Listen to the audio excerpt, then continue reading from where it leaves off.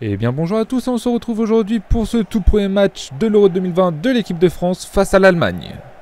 Concernant le 11 de Didier Deschamps, Lloris au but, Varane et Kimpembe en défense centrale, Pavard à droite, Hernandez à gauche, Kanté en milieu défensif, accompagné de Pogba et de Rabiot, Griezmann en numéro 10, et c'est Benzema et Kylian Mbappé qui seront au front de l'attaque.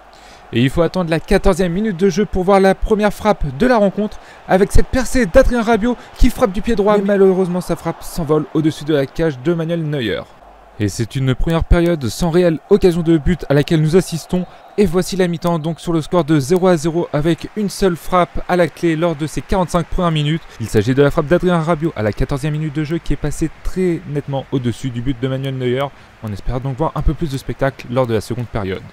Et les deux équipes qui sont revenues des vestiaires avec de meilleures intentions. Et là, dès la 55e minute de jeu, la frappe de Müller qui s'écrase sur le poteau de Lloris. Quelle occasion des Allemands! Ça fait donc toujours 0-0 alors qu'on s'approche de l'heure de jeu.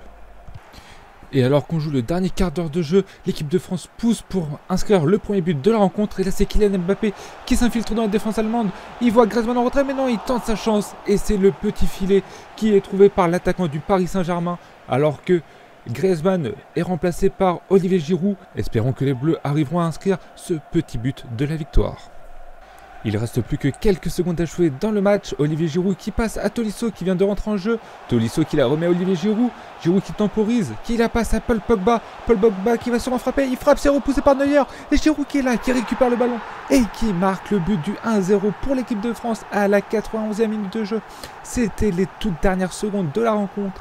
Quelle fin de match! Olivier Giroud qui n'était pas titulaire et qui est rentré en jeu à la place d'Antoine Griezmann qui va offrir la victoire à l'équipe de France.